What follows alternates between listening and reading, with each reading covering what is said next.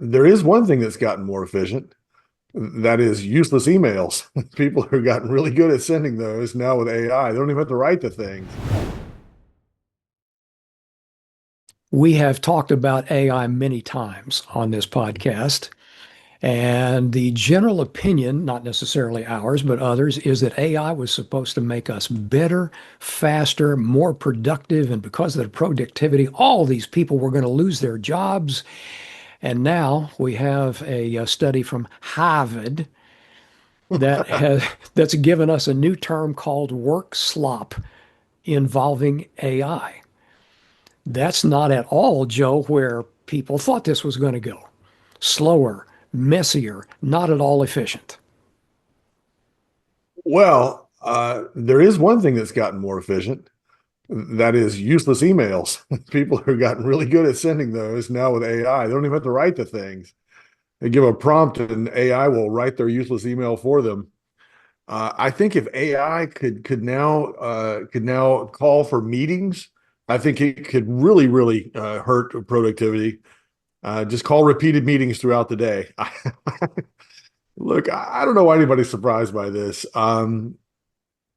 Look, I think that, and in this study, by the way, one of the things that stood out to me was how people thought about the people who were sending a lot of things using AI. And you can tell the difference, by the way. You know when something's been generated by AI because it'll have mistakes in it. Now, that's not to say that people don't make mistakes too, because I think a lot of the people who send these emails and memos and so forth out, because that's what they're talking about when they say Workslop. They're saying, hey, they're getting a lot of things in their inbox that are sloppy. They're not well done. They're not well written. A lot of people are looking at them going, I don't even know what this means.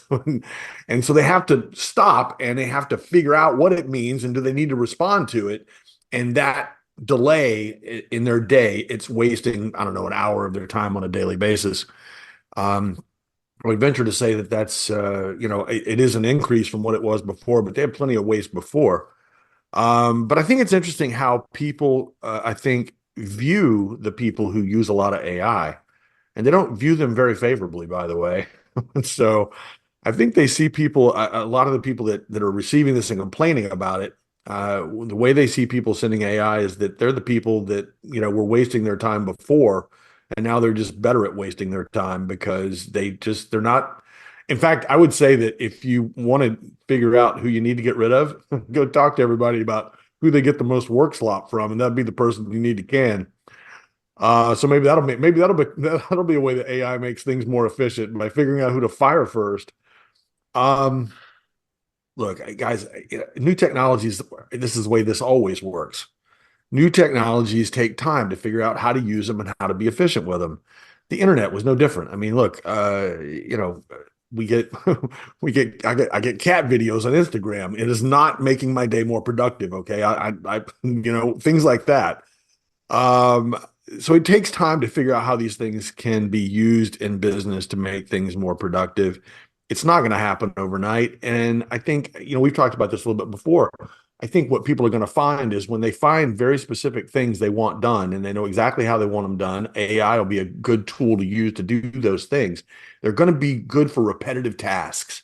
I don't think they're so great for so far anyway, from what I've seen from AI. And listen, we are not big users of AI here at Alhambra. We're in the wait and see camp to see how things work out, to see how things can get better because I've played around with AI, but I don't use it on a daily basis.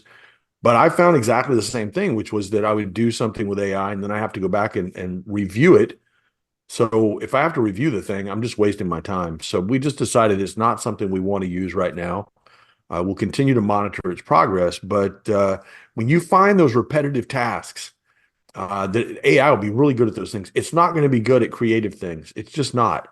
And yes, writing a good business email is creative and it requires skill. And AI is not going to be able to do that because despite the name artificial intelligence, it's not intelligent. And so, look, we will figure out over time how to use this stuff, but it won't be quick. And that's one of the things that concerns me about AI is the return on investment needs to come fairly quickly because they're spending a lot of money fast. And so if it takes years to figure out how to use this stuff and get more productive with it, a lot of companies will have spent a lot of money that didn't pay off. That certainly happened in the dot-com era.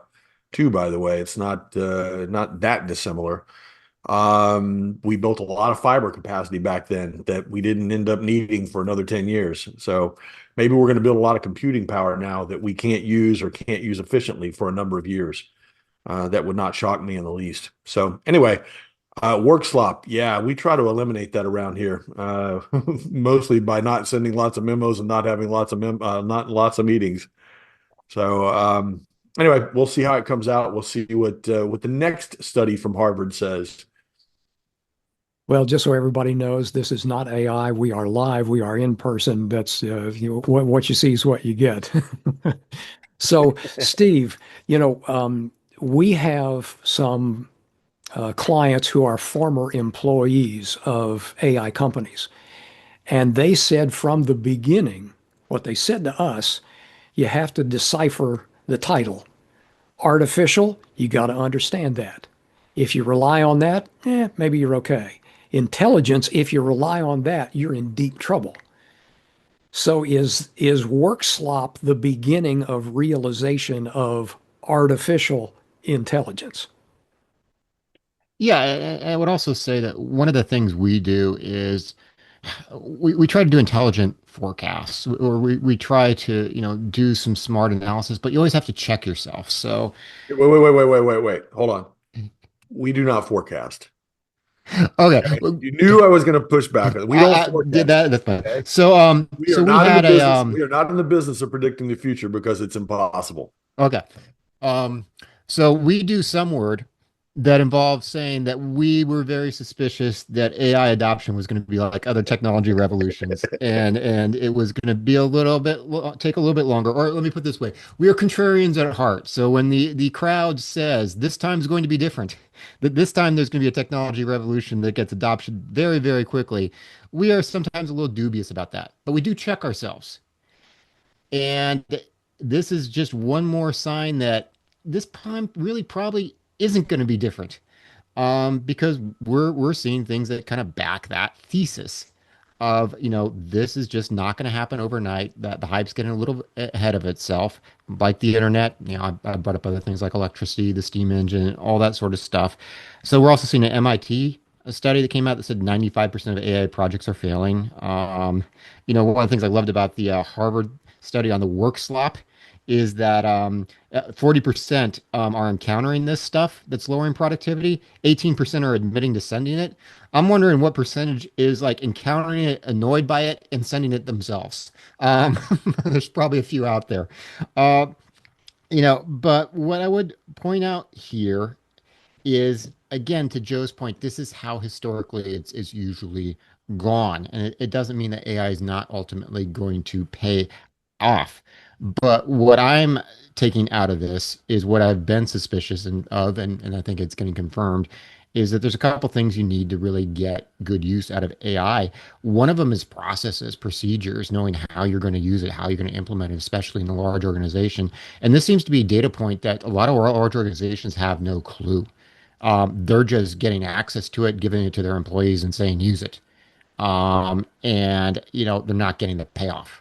And they're going to have to implement those processes and procedures, figure out where this works, where it doesn't, how to best utilize it. Because one of the quotes I loved in this study from a researcher, it was basically along the lines of AI is great at pretending to get 20 tasks done at once. So it has been very useful to appearing productive when you're unproductive until people start looking at the work. So they're going to have to get processes and procedures done in this. The other thing Joe kind of alluded to that I've been hitting on a lot too is GIGO, garbage in, garbage out. When you're using large language models, especially if they're just sucking up the entire internet, there's a lot of bad data in there. The data you're using really does matter, and a lot of companies aren't going to the work to have really good data sets for these systems to work on. For instance, if you're using it to aid in paralegal research, if you're just sucking up all the illegal opinions in the internet, you really want to double check that. But there's certainly good data sets you could put together combing through actual case law and whatnot to give a model something better to work with. But that's going to take time. It's going to take energy. It's going to take work. So, I'm sticking with the thesis we've had that's definitely not forecasting. That This is going to be a lot like other technology revolutions, where the initial hype cycle gets overdone. And it turns out you have to have things like, in the case of AI, good data to build your model from, weeding out a lot of the bad data, that you're going to have processes, you're going to have procedures that you just can't throw in a large language model into an organization and say, get productivity. And 2 or 3 quarters later, you're going to be like, wow, I got productivity. Because what we're seeing, it ain't happening. So, Joe, to look at this from an investment standpoint, and let's use .com again. .coms, everything was going straight up until it wasn't. And I won't call it crash and burn for AI, but you've used this term before. When the .coms hit the bottom, you sorted through the ashes and you invested in the companies that were going to survive. Do you think that Workslop may be the beginning of something similar for AI? Oh, well, it could be, but we're not even close because none of these stocks have come down at all, really. I mean, a lot of these things continue to just climb on a daily basis. And listen, it doesn't take a whole lot, to get a stock to move 10 or 15%. A couple of days ago, Etsy and I forget what the other company was. It was announced that ChatGPT would now allow you to buy things from certain stores right out of ChatGPT.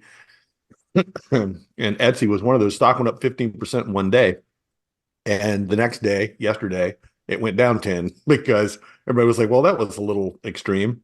And now it's up 7 today. So AI adds volatility, I can tell you that. I think that this is the way I've handled every technological revolution that I've been through as an investor. You try to catch some of it, and sometimes you do, sometimes you don't. What you don't do is what I tried to do in 1999, which is try to short it, because you trying to short a bubble, you will get your head handed to you, as I did. I lost a lot of money trying to short Yahoo. Anyway, but what you do is you let the thing inflate and then let it deflate, because it will, because the hype always exceeds reality. And I did that with with biotechs back in the early 90s, very early 90s, late 80s, early 90s. Biotechs blew up. If it had bio in the name, it went up. It didn't matter what it was. And when it all crashed and burned, you were left with Amgen and a few other, Regeneron. Well, actually, Regeneron wasn't around then, but anyway, Amgen and a few other companies that were worth owning. Same thing happened with .com. Amazon turned out to be a pretty good buy on the bust. Um, and so I think this one won't be any different. I don't think we're close yet. The hype is still there. People are still piling into this thing. Companies are still spending tons of money on it. We're not there yet. We'll have to get to somebody's going to have to disappoint somewhere along the way. And so far, we haven't really seen that. It's interesting to me that you see company stocks go up when they announce that they're spending more money on AI. That happened with Alibaba the other day. Alibaba jumped because they said we're going to spend a bunch of money on AI, and it's like, really? I'm not sure that that's why the stock should be going up. So I don't think we're there yet. I don't think we're really even close yet. But we'll get there eventually. I want to go back to that forecasting thing though for a second, because what we do is not forecasting. There's a concept in history, concept that's been around since ancient times, called the doctrine of eternal recurrence, which means history repeats. And what we really do is know history. Mark Twain said that no occurrence is sole and solitary. It's merely a repetition of a thing which has happened before and perhaps often. And that certainly applies in markets. Everything that can happen in markets has already happened once before, at least once.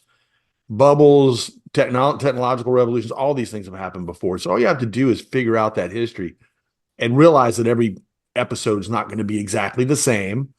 So history repeats. What was it? Karl Marx said that history repeats first as farce, or first as tragedy, then as farce.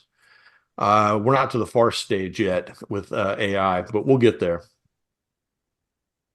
Oh, so that's it. Cool. Yeah, that's all I got, man. All right. Sorry.